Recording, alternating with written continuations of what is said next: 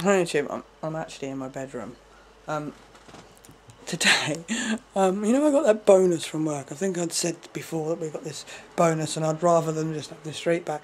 Well, I suffer from policeman's foot, and if any of you don't know what that is, that's it's like where the shock goes down, travels down your leg. Oh no, I need to close this window. Travels down your leg, and it kind of when you first get up, you can't walk. You're really, really stiff, and I'm getting stiff ankles, stiff feet, and I've got my big toe hurts, and one of my hips is starting to hurt, and my right arse cheek really hurts, and my lumbar part of my back, and it's all work related. Every last fucking scratch of it. But I'm knock-kneed. If anyone doesn't know what that means, is from my knees down to my feet. My ankles don't go together.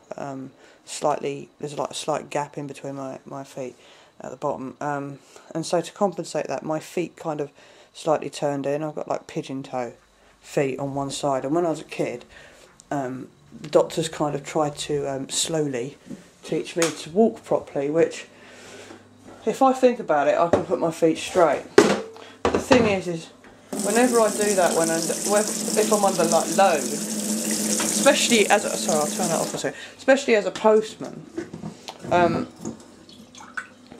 it's kind of not right. The reason why I'm fucking slightly pigeon-toed and one foot turned slightly in is to compensate for the weight that's being pushed down on my knees down to my feet. Because in effect, if my feet didn't turn in, my knees would snap outwards and I'd fall down on the floor onto my knees. You know, my muscles and my feet have to compensate for that. So the doctor's trying to make me walk this different way, when in actual fact that would do more damage to my body, i.e. it'd fuck my knees up, than just walking how I'm supposed to walk, right? But anyway, I've always had problems with my feet, so today I've never ever fucking spent over £25 on trainers. Just never. Oh, anyway, I got them for £64.99, these trainers, reduced from £100. £100 for trainers. People buy these every 6 months. What's that about? So, anyway, I've got plain trainers. I don't know if they're any good. People who know about trainers, I don't know. But these are like that's them. Like Air. Yeah, and they're like black, and they've got this like squidgy bit down here. And I think I'm wearing them in the house because I'm wearing them in, because these are my work shoes. Royal Mail, and they're caterpillars, don't get me wrong, you know, they're alright, they're better than the boots that we're given. These are the caterpillar boots, but I get really bad policeman's foot, not as bad in these as I did in these trainers, which have got really, these are old shit trainers. Look how worn out they are. That's from work, before I you can see where I walk on my foot. So yeah, I spent more money than I've ever spent on trainers today, and that was quite, I was like that.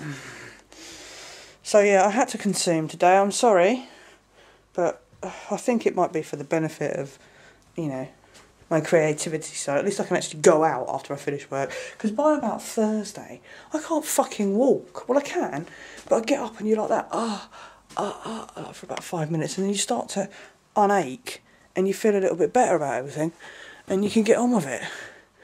But I am sick and tired of feeling like 90 by fucking Friday, Saturday. It's just awful. So I've decided, you know, to do that. That's why I think I've been a bit miserable as well, because I'm just fucking aching now. I've devised this pretty spreadsheet that works out how much time it takes to do things, and I've used my head as well, and I'm counting all the letters, flats, packets, signed fors, and you know, if I've had a meal relief, had a tea break, and all that sort of, how long I've sorted for, and I'm keeping them in a spreadsheet just in case Royal Mail decide that they want to be shit about things. And to be fair, they haven't been to me. They obviously think that I'm genuine. But hey, what else has happened?